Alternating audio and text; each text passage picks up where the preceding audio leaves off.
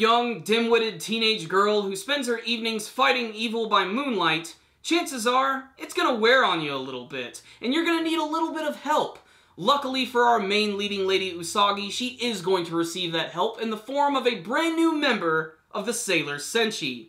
In this week's episode of Sailor Moon Crystal, we are formally introduced to Sailor Mercury.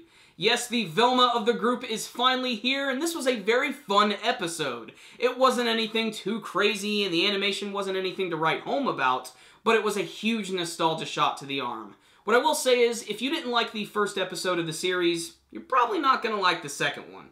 That being said, going into this week's episode, I was a little fearful that Usagi's character was going to get a little annoying, but only because in the first episode she was so freaking stupid. And don't get me wrong, in the second episode of the series, her moronic abilities reach brand new heights. However, her character is so charming, bubbly, cute, and sociable, you just cannot help but want to see her interact with everybody.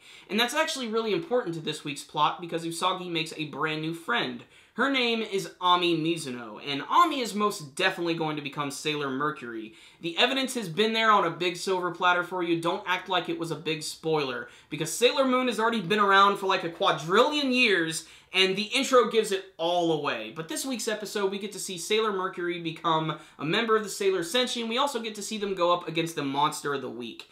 And that's something that I think they're going to be doing when they introduce the different members of the Sailor Senshi. They're sort of going with the Power Rangers formula. What I mean by that is, this has like the same formula of like a Super Sentai show. And I guess Sailor Moon could fall into the same category because it's about teenagers who have superpowers, go through lengthy transformation sequences, and fight against monsters. And that's what they do this week. In fact, the main story is there's this other group of bad guys, there's this evil queen named Queen Beryl, and she has an underling by the name of Jadeite.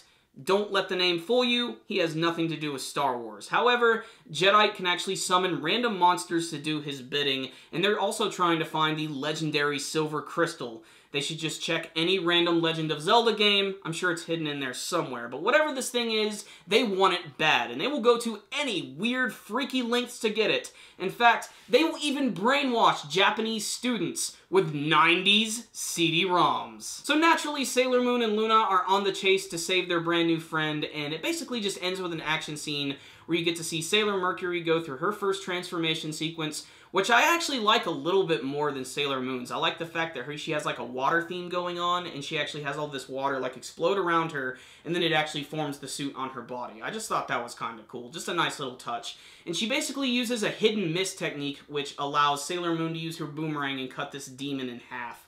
It's a really weird scene, and it isn't anything too crazy. It's not violent or weird. It's just an excuse to see Sailor Moon still be a novice in battle and just get one-upped by Sailor Mercury. The minute Mercury goes through her transformation, she just starts using attacks like it's no problem. If you remember in the last week's episode, Sailor Moon was just running around and screaming, which she mostly does a little bit this week, but she is saved again by Tuxedo Mask. So what's the rundown on this week's episode of Sailor Moon Crystal? It was okay. This was a necessary evil type of episode because they have to introduce all of the different members of the Sailor Senshi, and I imagine when they finally all come together as a full team is when we're finally going to get some explanation, because Luna the Talking Cat isn't saying jack shit to Usagi about anything, and even Usagi is just sort of blissfully accepting the fact that she just became a superhero.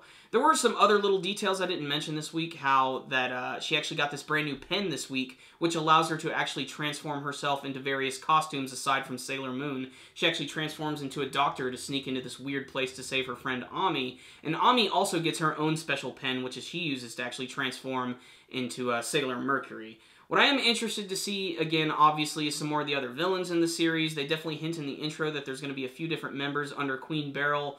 And I want to see more of these monsters, and hopefully some of them are going to be more of a threat. Because the one this week looked kind of creepy with all the claws and everything, but the powers of this demon was just like throwing up paper on Sailor Moon, and that was pretty much it. It was like a more, or like a less threatening version of Conan from Naruto. But otherwise, It was an okay episode, nothing too crazy, something for the Sailor Moon fans, and like I said in the beginning of the review, if you didn't like the first episode, you're probably not going to like this one. What I will say is if you're looking for a nostalgia trip and you're a fan of the original Sailor Moon, check out this episode. It was okay at best. So I'm going to give it a 7 out of 10 this week. Just pretty fun, nice, bubbly episode with some pretty funny moments that you should definitely check out if you're an old school fan of Sailor Moon. Check it out, guys. Thank you guys for watching my review today. Before you guys go, please hit that like button so you can give this video a thumbs up, and also tell me what you thought about this week's episode of Sailor Moon Crystal. What did you think of the introduction of Sailor Mercury? And remember, guys, before you leave, subscribe to the channel so you can see all of our latest anime and manga reviews,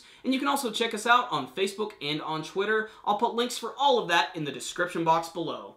So, guys, that concludes my review today. Super Kami Guru 9000. Peace out, dudes.